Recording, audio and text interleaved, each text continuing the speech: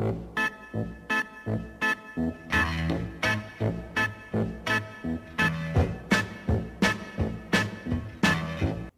non, vous ne pouvez pas tuer des gens comme ça, non. Je sais que c'est surprenant, mon cher Joss, mais vous avez déjà un lourd passif scénaristique, il n'y a plus rien de surprenant. Oui, je sais, en ce moment, vous êtes un peu ennuyé, mais ce n'était pas une raison pour tuer ce pauvre... Oh, attendez, excusez-moi, j'étais avec un ami au téléphone. Je finis, je suis à vous tout de suite. Oui, non, donc fallait pas. Dans une de nos précédentes vidéos, nous avons parlé du terme geeké, mais n'aurais-je pas sauté une étape? Bah oui, hein, carrément. Jean-Pierre, retournons aux bases. Qu'est-ce qu'un geek?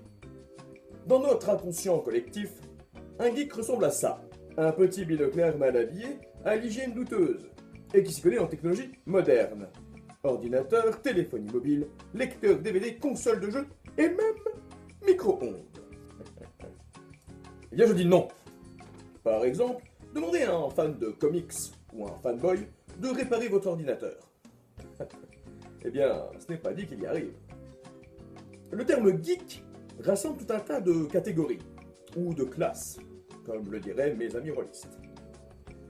Comme vous pouvez le constater, il y a toute une espèce d'arbre généalogique, où toutes ces classes se croisent et se confondent.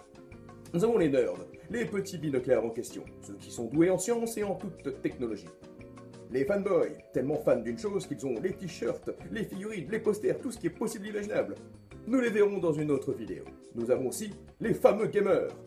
Eux aussi, je m'attarderai sur leur sujet. Et le plus marrant dans tout cela, c'est que ce ne sont pas des cases fermées. Non, on peut cumuler et fusionner toutes ces classes. Ainsi, on peut être nerd, rôliste et fanboy. Ou alors, sérivore, otaku et gamer. Tout est possible. C'est ça, être geek. Être geek, c'est aussi être passionné. Être passionné par ce qu'on appelait à l'époque la contre-culture. Informatique, science-fiction, bande dessinée, j'en passe. Mais cette contre-culture, ou cette pop-culture, comme disent nos amis d'outre-Atlantique, eh bien elle s'est démocratisée. Ainsi, la culture geek se retrouve à tous les coins de rue. Et le premier venu se revendique geek pour un t-shirt Star Wars, un Call of Duty ou le dernier smartphone à la mode. Non mais eux là, ils servent à rien. Calme-toi, Jean-Pierre. Ainsi, les véritables geeks ont deux mots d'ordre. Imagination et passion. Les geeks baignent dans des mondes imaginaires qu'ils adorent et qui les passionnent. De ce fait, ils sont souvent très créatifs, allant de l'écriture, aux fan-films, aux cosplays, aux programmes les plus farfelus, aux dessins les plus passionnés et aux vidéos les plus intéressantes. Si vous voyez ce que je veux dire. Mais le monde geek n'est pas tout rose non plus.